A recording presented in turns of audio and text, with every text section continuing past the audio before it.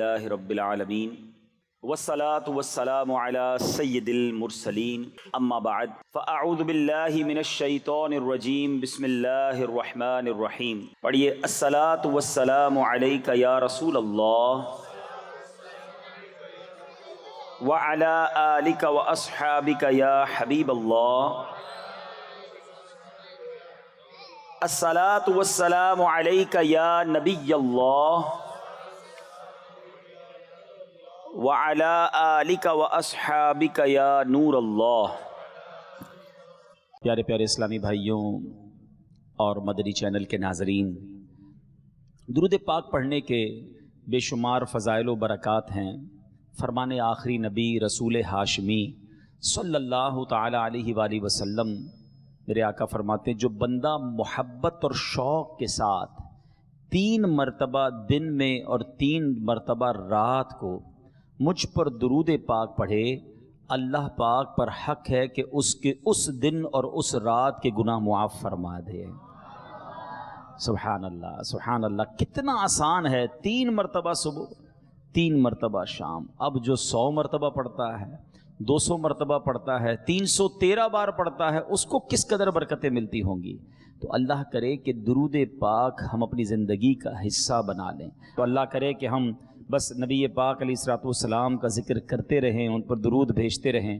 آئیے مل کر محبت کے ساتھ درود پاک پڑھ لیں. صلو علی الحبیب صلی اللہ تعالی علی محمد صلی اللہ علیہ وسلم. ایک نوجوان کا میں نے آپ کو واقعہ سنانا ہے. 3 دن سے وہ نوجوان فاقے میں تھا، مجاہدہ نفس میں مشغول تھا، دشت و صحرا کے سفر کیا کرتا تھا کہ اب اس کو دریا میں بھوک بھی لگی تھی. ایک سیب تیرتا ہوا نظر آیا. اس شخص نے وہ سیب اٹھا کر کھا لیا، مگر جب سیب کھایا تو خوف خدا بھی دل میں تھا. اسے خیال آیا کہ اس سیب کا مالک تو میں نہیں ہوں، یہ کہیں اور سے آیا ہے اور میں نے بغیر اجازت کھا لیا ہے.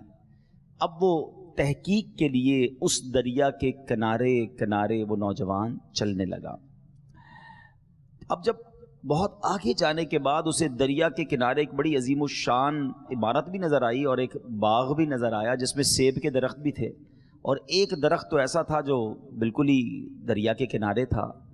تو اس نے سوچا کہ اسی درخت سے یا اسی باغ سے یہ سیب دریا میں گرا اور میں نے بہت دور وہ تیرتا تیرتا مجھ تک پہنچا، میں نے کھا لیا ہے، تو اب اس کا مالک جو ہے اس سے معافی مانگنی چاہیے. وہ باغ کے مالک کے پاس چلے گئے. اب جب باغ کے مالک کے پاس جا کر معافی مانگی کہ حضرت میں بہت دور سے آیا ہوں اور ایک سیب کا حق بخشوانے آیا ہوں. اب جو باغ کے مالک تھے نا، دراصل وہ بڑے اللہ والے تھے، بہت بڑی ہستی تھے. ان کا نام تھا حضرت عبداللہ صومعی رحمۃ اللہ تعالیٰ علیہ. وہ سمجھ گئے کہ اس نوجوان کے دل میں بڑا خوف خدا ہے.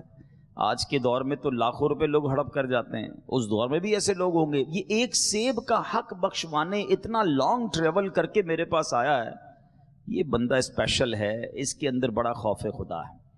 اچھا، حضرت عبداللہ صومعی رحمۃ اللہ تعالیٰ علیہ کی صاحبزادی تھی جن کی عمر 48 سال ہو چکی تھی. ذرا یاد رکھیے گا یہ بات کو، 48 سال ہو چکی تھی اور ابھی ان کا نکاح نہیں ہوا تھا. تو آپ نے پہلے تو اس نوجوان سے کہا کہ تم 12 سال تک پہلے میری خدمت کرو، پھر میں تمہیں معاف کروں گا. ایک سیب کا حق بخشوانے کے لیے امتحان کتنا بڑا کہ 12 سال تم نے میری خدمت کرنی ہے. اللہ اکبر. وہ نوجوان کیسا خوف خدا کے والا کہ 12 سال اس نے خدمت پوری کی. کہ حضور اب تو معاف کر دیں، اب تو ٹائم پورا ہو گیا. آپ نے فرمایا نہیں، ابھی میری ایک بیٹی ہے، تمہیں ایک اور بھی کام کرنا ہوگا. اور سنو، اس میں 4 عیب ہیں. میری بیٹی آنکھوں سے اندھی ہے، پیر سے لنگڑی ہے، ہاتھوں سے لولی ہے، کانوں سے بہری ہے. تم نے اس سے شادی کرنی ہے. کیسا امتحان ہے. ایسی معذور لڑکی جس کے اوصاف بتائے جا رہے ہیں کہ وہ اندھی لولی لنگڑی ہے، 48 ایئرز 48 سال کی عمر بھی ہو چکی ہے، مگر وہ کمال کا نوجوان تھا. اس کو معلوم تھا کہ اگر کسی کا حق تلف ہوا ہے اور اس نے معاف نہ کیا تو قیامت کے دن رب بھی معاف نہیں فرمائے گا۔ ذرا سوچیں کہ یہ ہم سب لوگوں کے لیے کتنا بڑا درس ہے، اور خاص طور پر ان لوگوں کے لیے درس ہے جو کسی کا مال دبا لیتے ہیں، کسی کی زمین پر قبضہ کر لیتے ہیں، کاروبار میں ڈنڈی مارتے ہیں، جھوٹ بول کر کسی کے ساتھ دھوکہ کرتے ہیں۔ اچھا بعض اوقات یہ ذہن ہوتا ہے میرا کوئی بگاڑ تھوڑی سکتا ہے، کیا کر لے گا غریب آدمی، کیا بگاڑ لے گا میرا۔ یہ بہت بڑی بھول ہے جو یہ سمجھتا ہے نا کہ میرا کوئی کچھ نہیں بگاڑ سکتا۔ پچھلے دنوں میں نے ایک بڑا کمال کا جملہ سنا کہ انہوں پنجابی میں کہا کسی نے کہ تندرست اور تگڑے آدمی سے نہ ڈرو، ماڑے آدمی سے ڈرو۔ یہ جو کمزور ہوتا ہے نا اس سے زیادہ ڈرنا چاہیے۔ تو پوچھا گیا کہ کیوں؟ تو کہا کمزور جب ہاتھ اٹھاتا ہے نا، جب اللہ کو پکارتا ہے تو اس کی قدرت اس کے ساتھ ہو جاتی ہے، رحمت اس کے ساتھ ہو جاتی ہے، پھر ظالم کا ٹھکانہ نہیں بچتا۔ تو وہ لوگ جو یہ سمجھتے ہیں کہ میرا کوئی کچھ نہیں بگاڑ سکتا، یاد رکھو جب مظلوم اللہ کی بارگاہ میں فریاد کرتا ہے نا، پھر ظالم کو وہ پکڑ ملتی ہے، پھر ظالم پر وہ عذاب ہوتا ہے، دنیا میں بھی وہ برباد ہوتا ہے، اور آخرت کا حساب تو پھر بڑا ہی نرالا ہے۔ سیدی اعلیٰ حضرت امام اہل سنت فرماتے ہیں کہ جو کسی کے 3 پیسے جان بوجھ کر دبا لے، میں 3 لاکھ روپے کی بات نہیں کر رہا، میں 30,000 روپے کی بات نہیں کر رہا، میں 3 کروڑ روپے کی بات نہیں کر رہا، 3 پیسے، امام اہل سنت فرماتے ہیں اس بندے کو 700 مقبول با جماعت نمازیں دینی پڑ جائیں گی 3 پیسے کے بدلے۔ اب سوچے وہ شخص جو لوگوں کے حق دباتا ہے۔ اچھا کچھ لوگ کہتے ہیں یار سامنے والا بھول گیا ہے، اس کو تو یاد ہی نہیں ہے۔ ارے اس کو یاد نہیں ہے مگر تمہیں لوٹانا ہوگا۔ تو اے میرے پیارے اسلامی بھائیوں، وہ نوجوان پہلے تو 12 سال خدمت کی، پھر ایسی لڑکی سے، ایسی عورت سے شادی کے لیے بھی تیار ہو گیا، نکاح ہوتا ہے۔ یہ نوجوان جب اپنے کمرے میں جاتا ہے تو گھبرا جاتا ہے کہ اندر تو نہایت ہی خوبصورت دوشیزہ موجود ہیں، کوئی بیماری نہیں، کوئی اندھی نہیں، کوئی لنگڑی نہیں، کان بھی ٹھیک ہیں۔ گھبرا گئے، حضرت عبداللہ صومعی کے پاس آئے تو آپ نے کہا نہیں بیٹا، یہی میری بیٹی ہے، تمہاری دلہن یہی ہے۔ دراصل میری بیٹی کی میں نے بہت خوب اچھے طریقے سے تربیت کی ہے۔ میں نے جو کہا نا یہ اندھی ہے، یہ اس لیے کہا تھا کہ میری بیٹی نے کبھی حرام دیکھا نہیں ہے۔ جو میں نے کہا یہ بہری ہے، یہ میں نے اس لیے کہا کہ اس نے کبھی حرام سنا نہیں ہے۔ جو میں نے یہ کہا کہ وہ لنگڑی ہے، وہ اس لیے کہا کہ اس نے کبھی پیر حرام کی طرف بڑھائے نہیں ہے۔ ہاتھ کے بغیر والی اس لیے کہا کہ ہاتھ حرام کی طرف اٹھے ہی نہیں۔ میرے بیٹا یہ تمہاری ہی زوجہ ہے، جاؤ زندگی اچھے انداز میں اس کے ساتھ گزارو۔ ذرا سوچئے گا یہ جوڑا کیسا تھا کہ ایک طرف ایسی پاک نیک عورت ہے، اس قدر پارسا خاتون ہیں، اور دوسری طرف جو نوجوان، ان کا نام کیا تھا؟ ان کا نام سیدنا ابو صالح محمد رحمت اللہ تعالی علیہ، یہ وہ تھے۔ اب ذرا سوچیں یہ دونوں جب ملتے ہیں، جب ایسا مبارک جوڑا بنتا ہے، تو آپ کو معلوم ہے ان کے یہاں اولاد کون پیدا ہوتی ہے؟ سبحان اللہ، ان کے یہاں کوئی اور نہیں، پیران پیر شیخ عبد القادر جیلانی رضی اللہ تعالی عنہ پیدا ہوتے ہیں۔ یہ غوث پاک کے والدین کا واقعہ ہے۔ اللہ اکبر، اللہ کریم نے اپنے اس ولی کامل کے لیے گویا کیا شاندار جوڑا ملایا۔ ماں باپ ایسے تھے، اللہ نے ایسی اولاد عطا فرمائی جو ولیوں کے سردار بن گئے۔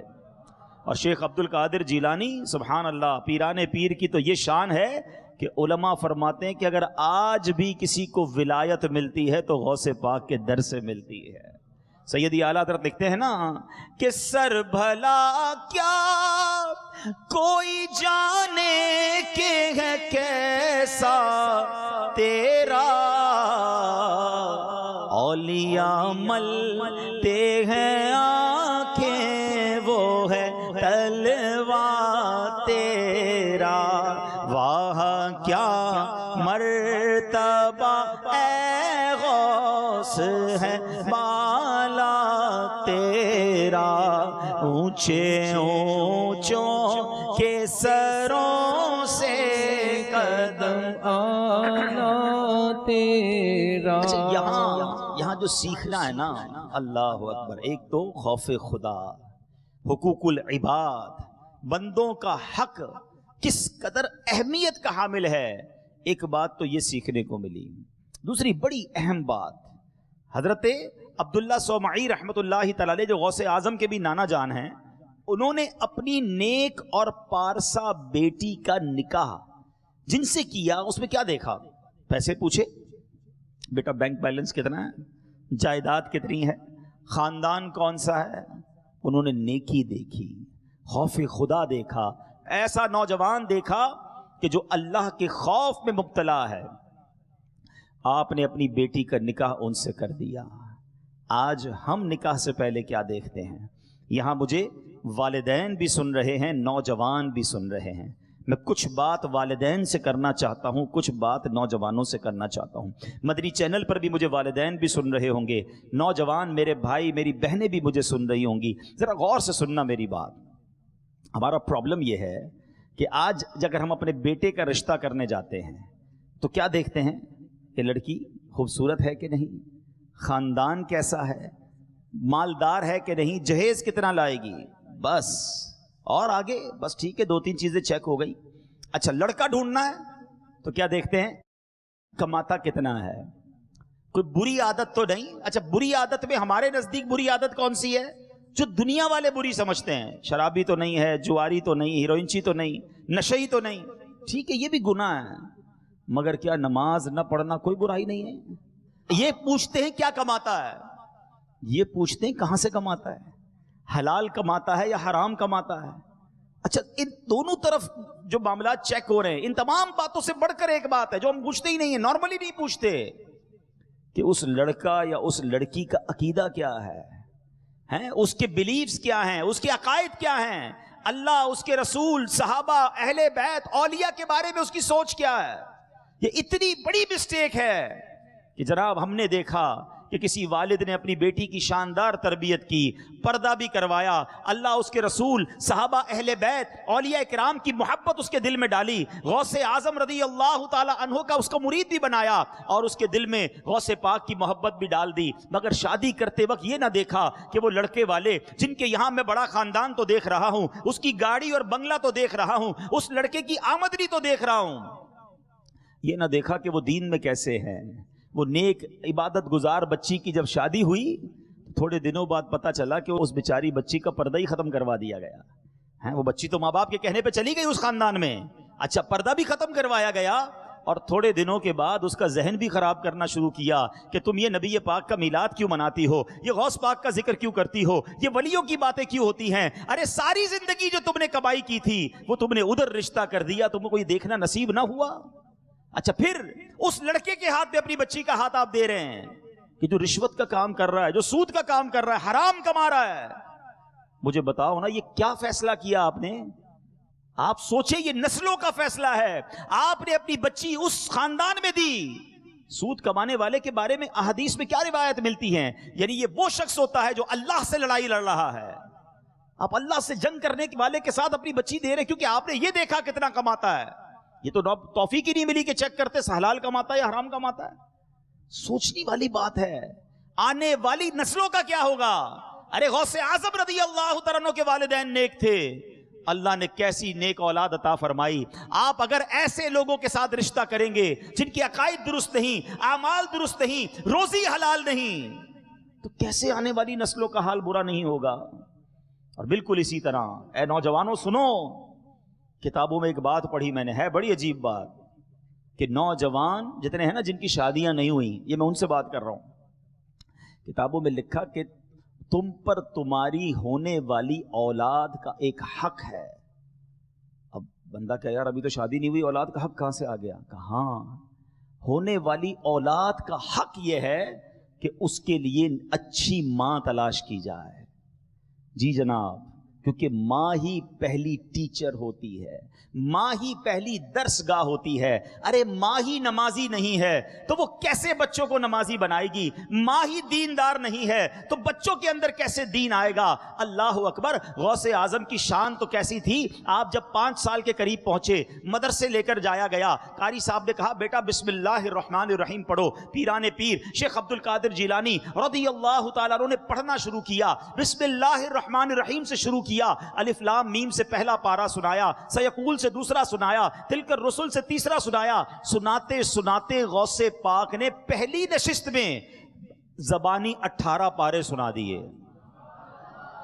قاری صاحب حیران, بیٹا اتنے پارے پہلی باری میں؟ اور پڑھو. کہ مجھے اتنے یاد ہیں. کہ کدھر سے یاد ہو گئے؟ کہ میری ماں 18 پاروں کی حافظہ تھی, میں ماں کے پیٹ میں تھا, ماں قرآن پڑھتی تھی, میں ماں کے پیٹ میں ہی قرآن یاد کر لیتا تھا. ٹھیک ہے, یہ ایک ایکسٹرا آرڈنری صلاحیت ہے, یہ اللہ کریم نے شاندار مقام دیا شیخ عبد القادر جیلانی کو. مگر سیکھنے کو کیا ملا؟ ماں حافظہ تھی نا, بچہ پیٹ میں تھا, ماں قرآن پڑھتی تھی. آج بچہ پیٹ میں ہو, ماں فلمیں دیکھ رہی ہے, ماں گانے سن رہی ہے.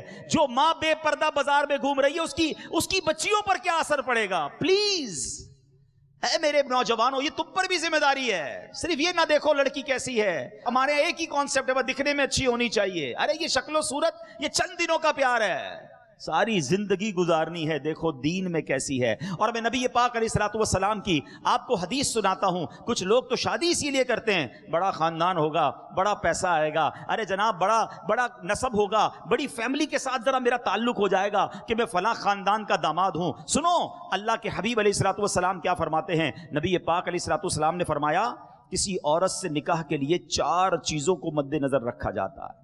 نمبر 1 اس کا مال, نمبر 2 حسب نسب فیملی خاندان, نمبر 3 حسن و جمال, اور نمبر 4 دین.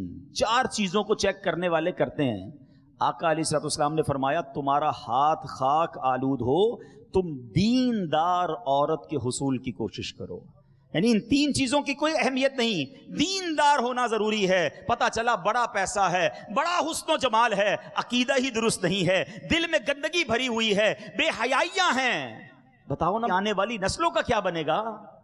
تو دیندار کا انتخاب یہ خود نبی پاک علیہ الصلوۃ والسلام نے تربیت فرمائی. ایک اور جگہ نبی پاک علیہ الصلوۃ والسلام فرماتے ہیں, ابن ماجہ کی حدیث ہے, میرے آقا فرماتے ہیں بے شک دنیا بہترین استعمال کی چیز ہے, لیکن اس کے باوجود نیک اور صالحہ عورت دنیا کے مال و متاع سے بھی افضل و بہترین ہے. وہ خوش نصیب ہیں وہ لوگ جن کو اللہ نے نیک اور پارسا بیوی عطا کی ہے. دعا مانگا کرو اللہ سے, اور اپنی شادی سے پہلے اپنے ماں باپ کو کہیں کہ میرے لیے اگر رشتہ ڈھونڈنا ہے تو نیک عورت ڈھونڈیے گا, با پردہ ڈھونڈیے گا, با حیا ڈھونڈیے گا, اللہ اس کے رسول صحابہ اور اہل بیت اور اولیاء سے محبت کرنے والی ڈھونڈیے گا, تاکہ میری آنے والی نسلوں کی اچھی تربیت ہو. بالکل اسی طرح اگر کسی بچی کے لیے آپ نے لڑکا ڈھونڈنا ہے, ارے یہ نہ دیکھو اگر ایک رشتہ ٹھکرا دوں گا تو پھر کیا ہوگا, اچھا خاندان ہے, ارے کوئی بات نہیں, عقیدے میں تھوڑا بہت تو فرق ہے, تھوڑا بڑا معاملہ ہے, پیسے بڑے اچھے ہیں, تھوڑا بہت حرام کماتا ہے. دیکھو یہ مت کرنا, تم اللہ پر بھروسہ رکھو. لوگ کہتے ہیں رشتے چھوڑ دوں گا تو بچی کا رشتہ پھر نہیں ہوگا. ارے تم ایک ایسا رشتہ ٹھکراؤ, اللہ تمہارے لیے اور آسانیاں کر دے گا. ہمیں اللہ پر بھروسہ کرنا ہے اور آنے والی نسلوں کے فیصلے درست کرنے ہیں. ورنہ میں ایسے کئی والدین کو جانتا ہوں جو پہلے تو جذباتی طور پہ فیصلے کر ڈالتے ہیں, بعد میں خود سر پکڑ کر رو رہے ہوتے ہیں. تو غوث اعظم رضی اللہ تعالیٰ عنہ سے محبت کرنے والوں, یہ خاندان غوث پاک کا واقعہ سنایا ہے میں نے, غوث پاک کے والدین کا واقعہ سنایا ہے کہ آپ کے نانا جان نے کیا شاندار انداز اپنایا تھا یہ رشتہ کرنے کا. دوسری بات جو اس واقعے سے سیکھنے کو ملتی ہے, یہ بھی والدین کے لیے ہے, کہ اگر ہم نیک ہوں گے نا تو ہمارے بچے نیک ہوں گے. ہم یہ چاہتے ہیں بچے نیک ہو جائیں, ہم نہ سدھریں. ایسا نہیں ہوتا. ماں باپ کو پہلے سدھرنا پڑے گا, ماں باپ کو اپنی عادتیں بہتر کرنی پڑیں گی. اگر آپ چاہتے ہیں آپ کی اولاد نیک بنے تو فرسٹ آف آل ہمیں اپنے آپ کو درست کرنا پڑے گا. وہ والد کیسے امید رکھتا ہے کہ میں 5 ٹائم نماز نہ پڑھوں, صرف جمعے کی نماز پڑھوں اور میرا بیٹا 5 وقت کا نمازی بن جائے, خود شراب پیتا ہو اور کہے میرا بچہ نیک بن جائے. وہ ماں کیسے امید رکھتی ہے خود بے پردہ گھومے اور کہے میری بچی با پردہ ہو جائے. نہیں جناب, ہمیں بدلنا ہوگا. بچے انسپریشن لیتے ہیں, بچے پہلے ماں باپ کو دیکھتے ہیں. میں آپ کو مثال کے ذریعے سمجھا دیتا ہوں. دیکھیں جس گھر میں نماز ہوتی ہے, دادا دادی نماز پڑھتے ہوں, نانا نانی نماز پڑھتے ہوں, آپ نے دیکھا ہوگا چھوٹے چھوٹے بچے بھی نماز پڑھ رہے ہوتے ہیں. وہ جا نماز بچھائیں گے, ابو کے ساتھ آ کے چھوٹا بیٹا کھڑا ہو جائے گا. چھوٹی بچی جس کو دوپٹہ باندھنا بھی نہیں آتا, وہ دوپٹہ باندھے گی, امی جان یا نانی جان کے ساتھ پڑھنا شروع کر دے گی. کیوں؟ وہ جو دیکھتے ہیں وہ اپناتے ہیں. اب گھر میں نماز کی بجائے گانے باجے ہوں, گھر فلمیں ڈرامے ہوں, گھر میں گالی گلوچ ہو, گھر میں برے کام ہوں, ان کے بچوں پر کیا اثر ہوتا ہے؟ ان کے بچے باہر گالیاں دے رہے ہوتے ہیں, ان کے بچوں پر انسپریشن ہی یہی ہوتی ہے. تو پلیز اگر آپ چاہتے ہیں، اور ہمیں چاہنا پڑے گا، ہاں یہ بھی میں آپ قرآن کی آیت سنانے جا رہا ہوں، یہ والدین کی ذمہ داری ہے اپنے بچوں کی اچھی تربیت کرنا، اور یہ حکم قرآنی ہے۔ اللہ کریم قرآن مجید فرقان حمید میں ارشاد فرماتا ہے، یا ایھا الذین آمنوا قوا انفسکم واہلیکم نارا وقودھا الناس والحجارہ علیہا ملائکۃ غلاظ شداد لا یعصون اللہ ما امرہم ویفعلون ما یؤمرون۔ اے ایمان والو، اپنی جانوں اور اپنے گھر والوں کو اس آگ سے بچاؤ جس کے ایندھن آدمی اور پتھر ہیں۔ اس آگ سے بچانے کا حکم دیا گیا ہے ہمیں۔ آگے فرمایا اس پر سخت کرے یعنی طاقتور فرشتے مقرر ہیں جو اللہ کا حکم نہیں ٹالتے اور جو انہیں حکم ہو وہی کرتے ہیں۔ جب یہ نبی پاک علیہ السلام نے یہ آیت صحابہ کے سامنے تلاوت کی نا تو صحابہ نے عرض کی، یا رسول اللہ صلی اللہ تعالی علیہ وسلم، ہم اپنے اہل و عیال کو جہنم کی آگ سے کیسے بچا سکتے ہیں؟ پیارے آقا مدینے والے مصطفیٰ صلی اللہ تعالی علیہ وسلم نے ارشاد فرمایا، تم اپنے اہل و عیال کو ان چیزوں کا حکم دو جو اللہ عز و جل کو محبوب ہیں، اور ان کاموں سے روکو کہ جو رب تعالیٰ کو ناپسند ہیں۔ تو حتی المقدور اپنی پوری کوشش کرنی ہے اپنی اولاد کو گناہ سے بچانے کی، انہیں نیکی کا راستہ دکھانے کی۔ مگر یہاں ایک اور بات بھی سمجھنی ہے، اولاد کی تربیت تو کرنی ہے لیکن والد پر لان نہیں کر سکتے، تان نہیں کر سکتے۔ اگر کسی کا بیٹا جو ہے وہ فرما بردار نہیں بنتا، کسی کا بیٹا نمازی نہیں بنتا تو کہیں یار یہ دیکھو باپ خود تو نمازی بیٹے کو نمازی نہیں بنا سکا۔ تو ایک لمٹ تک ذمہ داری ہے، وہ نہیں مانتا، اس کے نصیب میں ہدایت نہیں، تو ہم کسی کی اولاد کی وجہ سے کسی کے والد پر لان تان نہیں کر سکتے، کیونکہ اگر ایسا کرنے جائیں گے تو بات بہت دور تک چلی جائے گی۔ قابیل کون تھا؟ حضرت آدم کا بیٹا تھا نا، کفر پر موت ہوئی۔ حضرت نوح کا بیٹا کنعان، اس کی کفر پر موت ہوئی۔ تو انبیاء کے بیٹے بھی ایسے تھے۔ یہ اللہ کی شان ہے، اللہ کریم کرم فرمائے تو کسی چور اور ڈاکو کے گھر میں بھی ولی کو پیدا کر دیتا ہے، اور کسی کی اس کی خفیہ تدبیر ہے کہ بڑی نیک ہستی ہو۔ اب اگر یزید پلید کی جو کارستانیاں ہیں، اس کی جو بدبختیاں ہیں، ہم بھی کہتے وہ پلید تھا، لعنت کا مستحق ہے، لیکن اس کی شیطانیوں کی وجہ سے سیدنا امیر معاویہ رضی اللہ تعالیٰ عنہ پر لان کرنا یہ درست نہیں ہے، کیونکہ اگر کسی کی اولاد کی وجہ سے کسی کے والد پر لان تان کیا جائے گا تو پھر یہ سلسلہ بہت اوپر تک جائے گا۔ تو بہرحال یہ والدین کی ذمہ داری ہے کہ وہ اپنی اولاد کی شاندار تربیت کریں۔ اور آج کے دور میں اللہ سلامت رکھے دعوت اسلامی کے ماحول کو، ماں باپ کے لیے بھی تو سہولت ہو گئی نا، خود تربیت کرنا مشکل تھا، آج لائف بڑی بیزی ہے۔ الحمدللہ بچوں کے لیے دعوت اسلامی میں مدرسۃ المدینہ موجود، جامعۃ المدینہ موجود، الحمدللہ بڑوں کے لیے موجود، اسلامی بہنوں کے لیے موجود، تو پوری فیملی کے لیے مدنی چینل موجود۔ اتنے سارے ٹولز ہیں ہمارے پاس، اتنے سارے طریقے ہیں کہ اگر ہمارا ذہن بن جائے کہ مجھے اپنے آپ کو بھی بچانا ہے، اپنی اولاد کو بھی بچانا ہے، اپنی فیملی کو بھی سدھارنا ہے، تو اللہ کی رحمت سے دعوت اسلامی کا یہ مدنی ماحول ہمارے سامنے ہے۔ تو بہرحال اس واقعے سے ہمیں یہ سبق ملتا ہے۔ اب سبحان اللہ، شیخ عبد القادر جیلانی رضی اللہ تعالیٰ عنہ کی ولادت ہوتی ہے، اللہ کریم نے کیسا مرتبہ دیا۔ آئیے ذرا غوث اعظم کا ایک تھوڑا سا تعارف بھی سن لیں تاکہ ہمیں غوث اعظم رضی اللہ تعالیٰ عنہ کی بایوگرافی کے بارے میں پتہ ہونا چاہیے۔ آپ جو ہے، آپ کا نام عبد القادر، کنیت ابو محمد ہے، محی الدین یعنی دین کو زندہ کرنے والے، اور غوث الثقلین یعنی جنوں اور انسانوں کے غوث مددگار، یہ آپ کے مشہور القاب ہیں۔ حضور غوث اعظم 470 ہجری کو جیلان میں پیدا ہوئے۔ آپ 91 ایئرز 91 سال آپ کی عمر مبارک تھی۔ 561 ہجری میں آپ نے دنیا سے پردہ فرمایا۔ حضور غوث اعظم رضی اللہ تعالیٰ عنہ ولیوں کے ولی ہیں، پیروں کے پیر ہیں، روشن ضمیر اور سلطان الاولیاء ہیں۔ جس طرح آپ رحمت اللہ تعالیٰ علیہ ولایت میں بہت بلند مرتبہ رکھتے ہیں، یہ بہت سارے لوگوں کو شاید نہیں پتا۔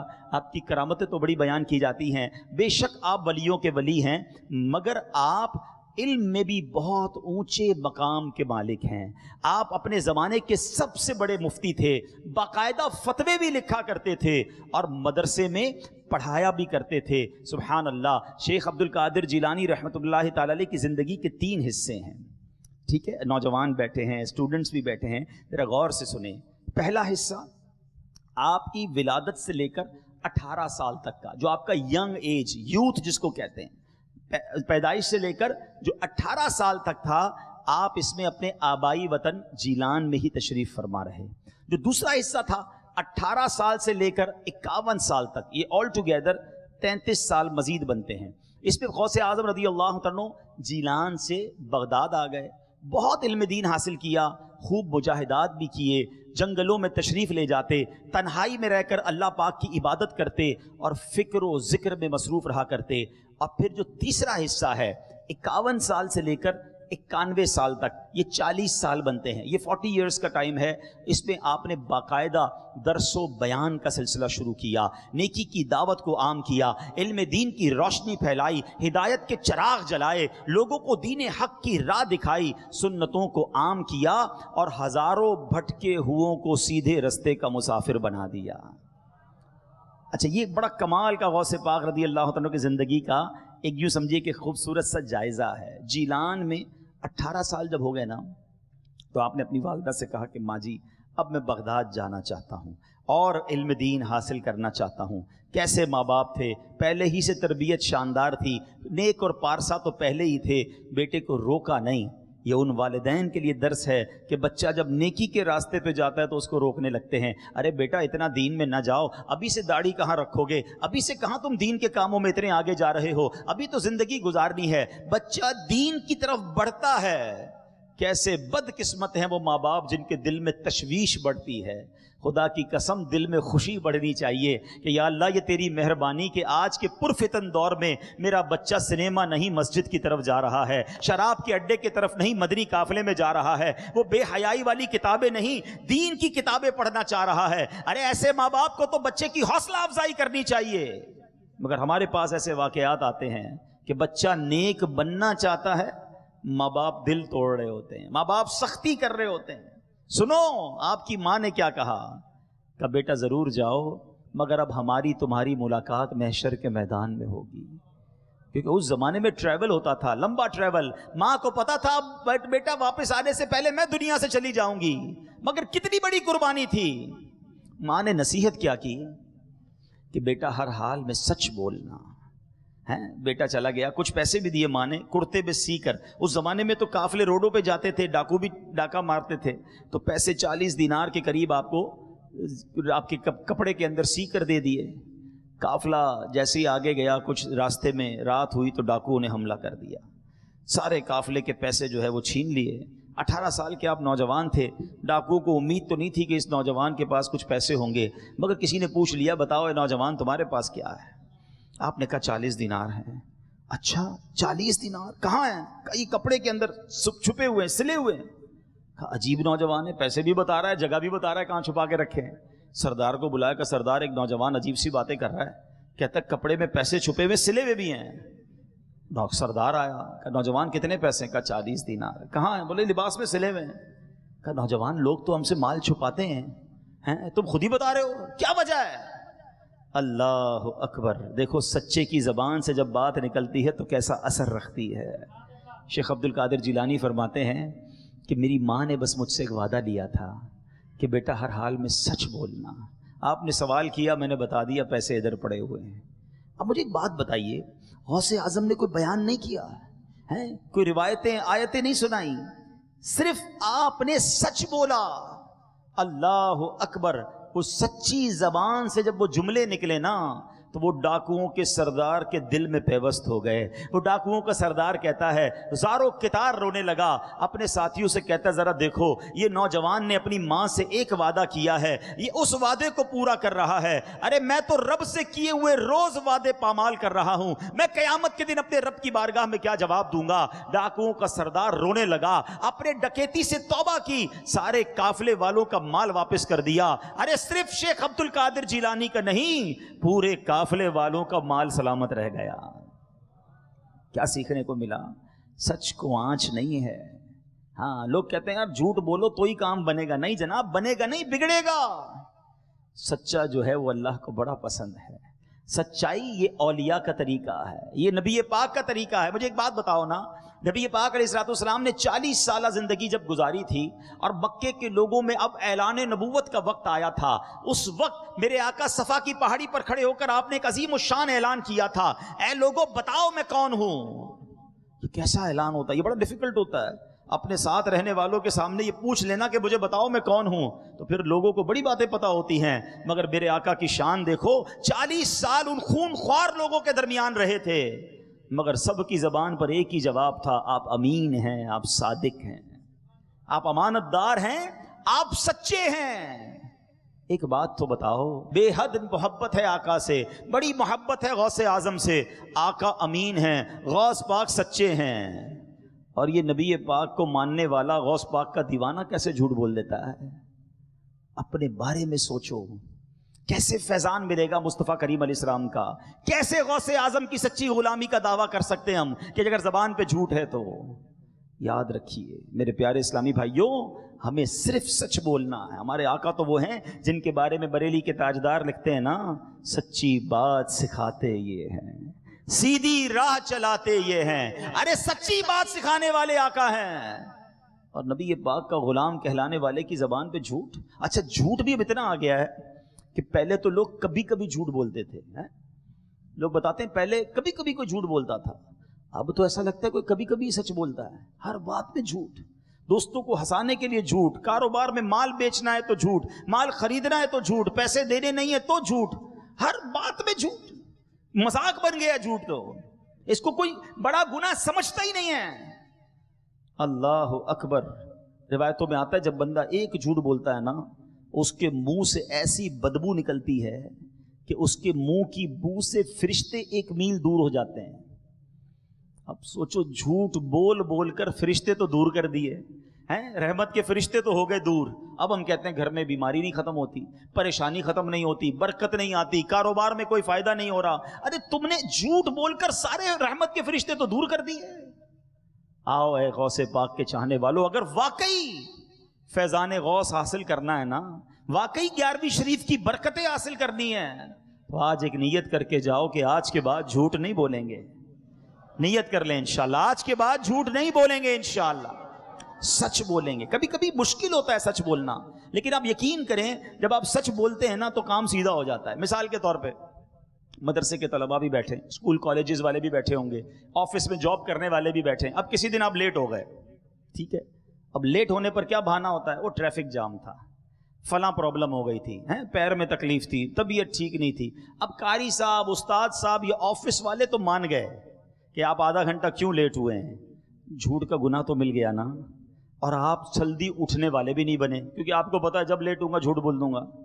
لیکن جس دن آپ نے کہا کہ میری آنکھ ہی لیٹ کھلی تھی، میں خود گھر سے دیر نکلا تھا، تو کیا ہوگا؟ چھوٹی سی یا تو سزا ملے گی یا تھوڑے پیسے کاٹ لیے جائیں گے سچ بولنے کی وجہ سے، لیکن فائدہ کیا ہوگا کہ اب آپ کل جلدی اٹھیں گے، آپ جھوٹ سے بھی بچ گئے، آپ کی روٹین بھی ٹھیک ہو گئی۔ اور ایک اور بات یاد رکھیں، جو جھوٹ بولتا ہے نا وہ ہمیشہ پریشان نظر آئے گا آپ کو۔ ہاں کتابوں میں لکھا ہے جھوٹ بولنے والے کے چہرے سے نور ختم ہو جاتا ہے، جھوٹ بولنے والا آپ کو مضطرب، ٹینشن میں پریشان دکھے گا، سچ بولنے والا بڑا پرسکون دکھے گا، اس کے چہرے پہ نور ہوگا۔ اللہ اکبر۔ نبی پاک علیہ الصلوۃ والسلام جب لوگوں کو اسلام کی دعوت دیتے تھے نا، تو کئی بار ایسا بھی ہوا کہ لوگ جو پیارے آقا کا چہرہ دیکھتے نا، کہتے یہ چہرہ کسی جھوٹے کا نہیں ہو سکتا ہے، ایسا چہرہ، یہ جو کہتے ہیں سچ ہی کہتے ہیں۔ ہاں جو سچ بولتا ہے نا، کام، کوائٹ، پرسکون، بڑا ریلیکس ملے گا آپ کو۔ اور اس کی وجہ بھی ہے، ایک وجہ بھی بتا دیتا ہوں۔ مثال کے طور پہ جس کی عادت ہی جھوٹ بولنے کی ہے، آپ سے ملا کہاں رہتے ہیں، مثال کے طور پہ کوئی بندہ کسی غریب علاقے میں رہتا ہے، کوئی نہ کوئی ایسا علاقہ ہوگا جو غریبوں کا علاقہ ہوگا، اب اس کو بتانا نہیں ہے میں وہاں رہتا ہوں، تو وہ کہے گا میں تو جناب کنال روڈ پہ رہتا ہوں۔ اچھا اب بتایا اس کو گھر کہیں اور ہے، راستہ بتایا، علاقہ بتایا کوئی مہنگے علاقے کا، اب ساری زندگی یاد رکھنا پڑے گا کہ اس کو میں نے ایڈریس جو نا کنال روڈ کا بتایا ہے، اب جب بھی پوچھے گا اس کو یہی بتانا پڑے گا۔ اچھا دوسرا کہتا ہے کام کیا کرتے ہو، پتہ چلا کام ٹھیلا لگاتا ہے، حالانکہ ٹھیلا لگانا کوئی غلط بات نہیں، یہ رکشہ چلاتا ہے، کہا جناب میرا تو بہت بڑا بزنس ہے امپورٹ ایکسپورٹ کا، اچھا ماشاءاللہ، اس بیچارے کو کیا پتا، اب ساری زندگی یاد رکھنا پڑے گا کہ اس کو میں نے ٹھیلا نہیں بتایا، اس کو امپورٹ کا بزنس بتایا، ٹھیک ہے۔ فائلیں سنبھالنی پڑتی ہیں اس کو اپنی خود ہی، وہ نہیں آفس میں جاتے ہیں 2 دن بعد، کیوں نہیں آئے، 2 دن چھٹی ہوئی، وہ نانی کا انتقال ہو گیا تھا، حالانکہ نانی جان پہلے دنیا سے ابھی ہیں، موجود ہیں، لیکن اب ساری زندگی یاد رکھنا پڑے گا کہ آفس میں نانی مر چکی ہے، اب دوبارہ کہہ نہیں سکوں گا کہ نانی بیمار تھی. تو جو جھوٹا ہوگا نا اس نے جھوٹ بولا ہوا ہوگا. اب جہاں جہاں اس نے جھوٹ بولا ہے وہ ایک جھوٹ کو سنبھالنے کے لیے اس کو مزید جھوٹ بولنے پڑیں گے. سچے کو ٹینشن ہی کوئی نہیں ہے، جب پوچھے بتا دوں گا کہاں رہتا ہوں، جب پوچھے صحیح بتاؤں گا کیا کام کرتا ہوں. جو چیز اپنے بارے میں بتانی ہے سچ بتائیں نا، تو آپ کو ٹینشن ہی نہیں ہوگی. جھوٹے کو ٹینشن ہوتی ہے. اللہ کرے آج یہ جھوٹ کی لعنت ہمارے اندر سے دور ہو جائے. اپنے بچوں کو بھی یہ حوصلہ دیا کرو. ہاں، اپنے بچوں کو کہہ دیں کہ بیٹا کوئی غلطی ہو گئی مجھے بتا دینا، جھوٹ مت بولنا. اور وہ غلطی کر کے سچ بولے نا تو اس کو بہت زیادہ صدمات دیں. اس کو اتنا مت ڈانٹے کہ آئندہ پھر جھوٹ بولنے لگے. اس کو اس بات کی شاباش دے کہ چلو کم از کم تم نے سچ بات تو بتائی، تاکہ بچپن سے بچہ سچا بنے. غوث اعظم کی ماں نے کہا تھا بیٹا ہر حال میں سچ بولنا. آج ہم دانستہ یا غیر دانستہ اپنے بچوں کی خود ٹریننگ کر رہے ہیں جھوٹ بولنے کی. وہ کیسے؟ گھر میں فون آیا کسی کا، ابو نے کہا بیٹا ذرا کہہ دو ابو سو رہے ہیں. بیٹا دیکھ رہا ہے ابا جاگ رہے ہیں، مجھے کہہ رہے سو رہے ہیں. باہر دروازے پہ دستک ہوئی، کہا ابو گھر پہ نہیں ہے بتا کے آؤ. اچھا اس میں کبھی کبھی چٹکلا بھی ہو جاتا ہے، وہ بچہ آ کر باہر بتاتا ہے ابو کہہ رہے ہیں ابو گھر پہ نہیں ہے. اب آپ بتائیں کہ آپ خود ہی جھوٹ بولنے کی ٹریننگ دے رہے ہیں، تو وہی بچہ بچپن میں یہ سمجھ رہا ہوتا ہے کہ جب مرضی جھوٹ بول لو، ابو بھی تو کہتے ہیں. یہ نہ کرنا، خود بھی سچے بنے، اپنی اولاد کو بھی سچ سکھائیں. سچا اللہ کو پسند ہے، جھوٹا اللہ اکبر یہ اللہ کو پسند نہیں ہے. اللہ کرے کہ آج ہم اس برائی سے بچیں. اور الحمدللہ غوث اعظم کی تو باتیں اتنی ہیں، ساری رات باتیں کرتے رہیں، غوث پاک کے فضائل سناتے رہیں، آپ کے واقعات سناتے رہیں، آپ کی کرامتیں سناتے رہیں، تو ہماری راتیں تھوڑی پڑ سکتی ہیں. اللہ نے وہ مقام عطا فرمایا. 2-3 باتیں مزید غوث اعظم کے بارے میں جانتے ہیں اور پھر بیان کو اختتام کی طرف لاتے ہیں کہ غوث اعظم رضی اللہ تعالیٰ عنہ کی بارگاہ میں افغانستان کے ایک صوبہ ہے نیمروز، ٹھیک ہے، وہاں کا جو بادشاہ تھا نا اس نے ایک لیٹر بھیجا اور کہا حضور میں آپ کو کوئی جاگیر کا حصہ دینا چاہتا ہوں، تحفے میں آپ کو کوئی بہت بڑی زمین دینا چاہتا ہوں. اللہ اکبر، تاکہ آپ بھی میری طرح عیش و عشرت سے رہیں. اتنے بڑے اللہ کے ولی ہیں، میں آپ کی خدمت کرنا چاہتا ہوں. دیکھو اللہ والوں کی کیا شان ہوتی ہے. بڑی جاگیر آ رہی تھی، آپ نے کیا شاندار جواب دیا. آپ فرماتے ہیں کہ جو مجھے راتوں کو جاگ کر عبادت کرنے کی سلطنت حاصل ہے نا، حکومت ہے میرے پاس ایک سلطنت ہے اور اس کا مزہ بڑا ہے، اور وہ رات جاگ کر رب کی عبادت کرنے کا مزہ ہے. تمہارے نیم روز کی جو قیمت ہے نا، تمہاری سلطنت کی قیمت میری نظر میں جو کے دانے کے برابر بھی نہیں ہے. تختے سکندری پر وہ تھوکتے نہیں ہیں، تختے سکندری پر وہ تھوکتے نہیں ہیں. بستر لگا ہوا ہے جن کا تیری گلی میں، ان کا منگتا پاؤں سے ٹھکرا دے وہ دنیا کا تاج، جس کی خاطر مر گئے منعم رگڑ کر ایڑیاں. کیا بات ہے میرے غوث اعظم کی. اور اے قادریوں، اے غوث پاک کے چاہنے والوں، دیکھو زندگی کا اصول بنانا، دنیا کے مال کے پیچھے نہ جانا، دنیا کے مال کے لیے کسی کی چاپلوسی نہ کرنا، اللہ پر بھروسہ رکھنا، رب پر توکل کرنا، اللہ اور اس کے رسول کی اطاعت میں زندگی گزارنا. جو تمہارے نصیب میں ہے وہ تمہیں مل کر رہے گا. کچھ لوگ دنیا والوں کی چاپلوسی میں لگ کر اپنے دین کو برباد کرتے ہیں، علم دین ہوتے ہوئے بھی اپنے علم کو گویا بیچ آتے ہیں. ارے بریلی کے تاجدار نے بھی تو سکھایا تھا نا، کروں مدح اہل دول رضا. اے رضا پیسے والوں کی مدح کروں مدح اہل دول رضا.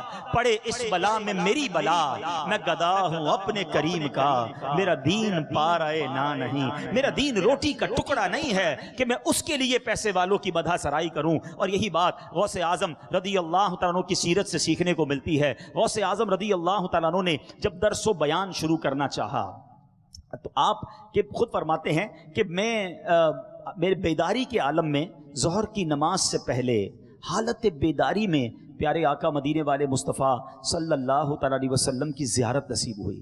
آپ نے فرمایا میرے بیٹے تم واعظ و نصیحت درس و بیان کیوں نہیں کرتے؟ میں نے عرض کی حضور میں ایک عجمی شخص ہوں. آپ عربی نہیں تھے نا، عجمی تھے. میں عجمی شخص ہوں اور بغداد کے عربی اور ماہر لوگوں کے سامنے میں کیسے بیان کروں؟ نبی پاک علیہ الصلوۃ والسلام نے فرمایا منہ کھولو. شیخ عبد القادر جیلانی کہتے ہیں میں نے اپنا منہ کھولا، میرے آقا علیہ الصلوۃ والسلام نے 7 مرتبہ اپنا لعاب دہن یعنی تھوک مبارک میرے منہ میں ڈال دیا. فرمایا اب واز کرو، اب نیکی کی دعوت دو۔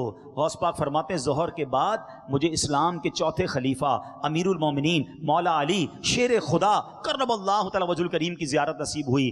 آپ نے میرے منہ میں 6 بار اپنا لعاب دہن ڈالا، فرمایا اب واز کرو۔ اللہ اکبر۔ اب غوث پاک فرماتے ہیں میں نے بیان شروع کیا۔ اب بیان کی برکتیں کیسی ظاہر ہوئیں، 40 سال تک آپ بیان کرتے رہے، ہفتے میں 3 دن بیان فرماتے۔ غوث پاک بڑا علماء والا لباس پہنتے، اونچی جگہ ممبر پر بیٹھ کر بیان فرماتے۔ شروع میں تھوڑے لوگ ہوتے تھے، آہستہ آہستہ ہجوم بڑھتا گیا۔ اب لوگ دور دراز سے گھوڑوں، خچروں، اونٹوں پر سوار ہو کر آپ کا بیان سننے آتے۔ اس وقت تقریباً 70,000 لوگوں کا اجتماع ہونا شروع ہو گیا۔ اللہ اکبر۔ اچھا غوث پاک کی ایک اور شان پتہ کیا تھی؟ 70,000 کا مجمع ہوتا تھا، سب تک آپ کی آواز پہنچ جایا کرتی تھی۔ اچھا غوث پاک کے شہزادے حضرت عبد الوہاب فرماتے ہیں غوث پاک کی محفل میں بڑے بڑے علماء اور مشائخ حاضر ہوتے تھے۔ 400 بڑے علماء تو ایسے تھے جو باقاعدہ قلم کاغذ لے کر آپ کے ارشادات لکھا کرتے، نوٹس لیا کرتے۔ کئی بار لوگ آپ کی محفل میں آ کر توبہ کرتے، کلمہ پڑھ کر مسلمان ہوتے۔ غوث پاک فرماتے ہیں میرے ہاتھ پر 5,000 سے زیادہ غیر مسلموں نے اسلام قبول کیا ہے۔ اب یہاں پھر ہمارے لیے درس ہے۔ کئی اسلامی بھائی بیان میں درس میں جی چراتے ہیں۔ یاد رکھو بیان میرے آقا کا طریقہ ہے، بیان یہ صحابہ کا طریقہ ہے، بیان یہ پیران پیر کا طریقہ ہے۔ اخلاص کے ساتھ، اچھی نیتوں کے ساتھ درس و نصیحت کا جو کام ہے یہ تو سعادت مندوں کا حصہ ہے۔ ہمیں نہیں معلوم ہمارا بیان سن کر کون نیک بن جائے، کس کو نماز کی توفیق مل جائے، کون توبہ کر لے۔ ہمیں معلوم ہے ہم گناہ گار ہیں، ہمارے بیان میں اخلاص نہیں ہے، مگر بعض اوقات ایسا ہوتا ہے کہ کوئی سننے والا بخشا جاتا ہے اور اللہ اس کی برکت سے سارے مجمع کو بخش دیا کرتا ہے، سارے اجتماع کی مغفرت ہو جاتی ہے۔ تو پیارے اسلامی بھائیوں، اگر جب موقع ملے تو بیان سے جی نہ چرایا کریں، بیان کرتے رہا کریں، درس دیتے رہا کریں۔ یہ ولیوں کا طریقہ ہے، یہ اللہ والوں کا طریقہ ہے۔ اور دعوت اسلامی کے پیارے ماحول میں ہمیں درس و بیان کا موقع ملتا ہے۔ آپ دعوت اسلامی کے ماحول کے قریب آئیں، اگر اسلامی بہنیں بھی مجھے سن رہی ہیں، آپ کو بھی درس و بیان کا موقع ملتا ہے۔ اور اسلامی بھائیوں کو تو ماشاءاللہ جب مدنی قافلے میں جائیں تو درس کا موقع، بیان کا موقع، اعلان کا موقع، علاقائی دورہ برائے نیکی کی دعوت کا موقع، تو یہ وہ چیزیں ہیں جو ولیوں کا طریقہ ہے، جو اولیاء کا طریقہ ہے۔ اور دیکھیں نا میرے آقا کو کتنا پسند ہے بیان کرنا، اور غوث پاک کی شان تو دیکھو کہ اپنا لعاب دہن بھی انہیں عطا فرما رہے ہیں۔ تو اچھی نیتوں کے ساتھ درس و بیان کا سلسلہ بھی جاری رکھیں۔ غوث پاک رضی اللہ تعالیٰ عنہ کی سیرت کے بہت سارے پہلو ہیں، مگر آپ کی سیرت کا ایک اور بڑا کمال کا پہلو، اتنی بڑی شخصیت، اتنا جس کو کہیں کہ ولایت کا مرتبہ ہے، مگر خوف خدا کا عالم یہ تھا۔ اللہ اکبر۔ ایک بار حرم میں کعبہ میں آپ کو دیکھا گیا کہ آپ نے کنکریوں پر سر رکھے اور بارگاہ الہی میں عرض کی اے رب کریم مجھے بخش دے، اگر میں سزا کا حقدار ہوں تو بروز قیامت مجھے اندھا اٹھانا، کیونکہ نیکوکار لوگوں کے سامنے شرمندہ نہ ہوں۔ کون کہہ رہا ہے؟ ولیوں کے سردار کہتے ہیں یا اللہ قیامت میں مجھے شرمندگی سے بچانا، اندھا اٹھا لینا۔ اور آج ہم ہیں کوئی فکر ہی نہیں ایمان کی، آخرت کی فکر ہی نہیں ہے، گناہوں کا انبار ہے اور آنکھوں میں آنسو نہیں ہیں۔ ان کی نیکیاں کتنی، اللہ اکبر۔ غوث اعظم کی عبادتوں کے بارے میں آتا ہے 15 سال تک روزانہ رات میں ایک قرآن پاک ختم کیا کرتے تھے۔ غوث پاک روز ایک قرآن ختم کرتے، اور قادری کہلانے والا پورا سال قرآن نہ پڑھے۔ سنو، پیران پیر روزانہ 1000 رکعت نفل پڑھا کرتے تھے، اور آج کہلاتا تو غوث پاک کا دیوانہ ہے، فرض نمازیں ہی قضا کر رہا ہوتا ہے۔ پوچھو نا اپنے آپ سے ہم یہ کیا کر رہے ہیں؟ یہ کیسی غلامی ہے اولیاء کرام کی؟ وہ تلاوت کرنے والے، وہ سجدے کرنے والے کئی سالوں تک عشاء کے وضو سے فجر کی نماز ادا کرتے، اور ہم ہیں نہ عشاء ادا کریں نہ فجر ادا کریں۔ کیسے لوگ ہیں جن کی نمازیں قضا ہو رہی ہیں؟ مجھے بتاؤ کیسے فیضان ملے گا سیدی غوث اعظم کا اور اولیاء کرام کا؟ آج کچھ بدل کے جانا ہے، آج نیت کر کے جانا۔ اگر واقعی محبت ہے نا پیران پیر سے، اگر واقعی ان کا فیضان لینا ہے تو آج سارے نیت کر لو کہ انشاءاللہ آج کے بعد ہماری کوئی نماز قضا نہیں ہوگی۔ ایسا نہیں، ایسا زوردار نعرہ لگائیں شیطان ہی ادھر سے دور بھاگ جائے۔